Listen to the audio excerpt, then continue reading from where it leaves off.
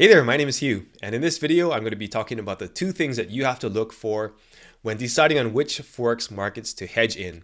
And this is very important because if you don't look at these things, then you might be losing a lot of money and you might not make it as a hedger because these things are very important and can really impact your bottom line. So before I get into it, remember that if you like this video, give it a thumbs up, subscribe and hit the bell if you want to get more videos like this, and let's jump into it. So the first thing you want to look at is the spread of the markets you're going to be trading. Now this is going to vary greatly by broker. So if you have an ECN broker, they're going to have tighter spreads and you can trade more markets. If you have a dealing desk broker, then the spreads are usually going to be wider and it's going to be harder to make a profit right off the bat. So you're going to have to trade fewer markets, only the ones that have a lower spread, and those are usually the major pairs. So in order to check this, you can just go into MetaTrader. I'll demonstrate both MetaTrader and TradingView so you can see how this works.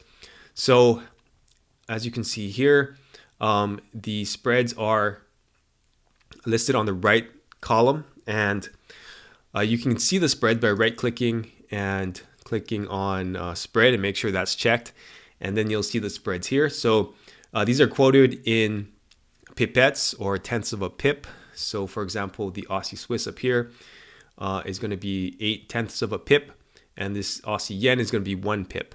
So that's how you read that. So I would recommend putting all of the currency pairs up on this market watch window in MetaTrader, either MetaTrader 4 or 5, and just looking at the spread during normal trading hours. So during the London session through the New York. Now, if the spreads are too high, then what you can do is just right click and then hide this currency pair that you don't want to trade, and then you'll have a nice list of currency pairs that you want to trade and that have a decent spread that allows you to make money.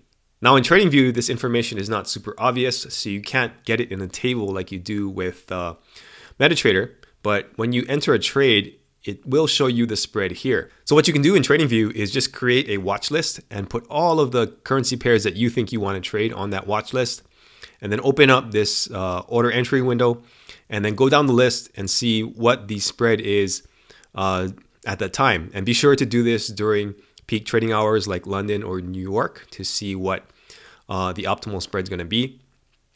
And then if you don't like any of the spreads on these pairs, then you can just click the X next to the pair and that will take it off your watch list. So that's how you do it in MetaTrader and TradingView. It's very similar in other trading platforms.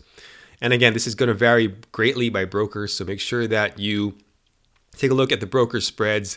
And even if you're using TradingView, you can jump over to another broker if you have an account with them, and you can trade there if the spreads are lower. Okay, the second thing you want to look for is the swaps on each market. All right, one quick thing before we go on. I have never heard anybody on YouTube talk about swaps and looking at spread in the hedging market. So if you want to get more tips like this, sign up for my Zen 8 Forex Hedging program, and I got a lot more tips in there. All right, back to the video. And this is the thing that most people fail to look at, and they get slammed sometimes. I saw a guy who was hedging the gold market, and he was getting eaten alive every single day by the daily interest or the swap. So that's obviously not a market that you want to hedge in, at least if there is a very high swap rate. This swap interest gets charged every day, and sometimes you can get paid for the swap. Sometimes you have to pay. Most of the time you have to pay. So it's very important that you understand how much you're paying and what are the lowest swap pairs for hedging. So you can do that by going into MetaTrader and right clicking on any of the pairs and going to specifications, and then you scroll down towards the bottom and you'll see the swap long and swap short. And this will show you what the interest is if you go long or if you go short. Now, obviously, it will take a while to do that, but you can go through every single currency pair and take a look at the long and shorts and then make a decision based on that. All right, now what are you looking for? You're looking for currency pairs that don't have a large negative swap on either side, and you want currency pairs that don't have a large net negative swap between the long and the short. So, for example, if you looked at Bitcoin, which I do not recommend trading or hedging at least, you scroll down and you can see that both the long and the short are negative 25. So you're going to be losing a lot of money just by holding either a long or a short. And sometimes in hedging, you have to hold positions for a little bit longer than you intended. So that's not a good market to hedge, at least at these Forex brokers. Same thing with the S&P 500. So let's take a look at that. I'm not sure what the swap is right now. Yeah, so you got -31 and -27 on both sides. So that's not good. Now let's take a look at something like the Aussie US dollar. We'll take a look at that. And as you can see, it's much smaller, right? The short actually pays 1.3 and the long is -5.9. So that's manageable. That's something that if you had to hold a long and a short at the same time, it would be okay. It wouldn't be too bad. And if you want more information on how this actually translates into dollars at your broker, make sure to contact your broker and see how they calculate the swap and how much that equates to in dollars and cents. But I'm just showing you a relative number here just so that it's not that confusing and you understand the concept. So another thing you can do in MetaTrader, which is really nice, is you can have an EA calculate the net swap on every currency pair and then filter out the ones that are too high. So in my case, what I did was I set the maximum negative swap to -8. So long plus short can't be more than -8. So these are the currency pairs that I have here, and I've eliminated the other ones, obviously. But as you can see, none of these have a net swap that's more than -8. So those are the currency pairs that I want to hedge in because the net swap is not going to kill me when I hold positions. Now, if you want this EA, it's available in my store. Link in the description below.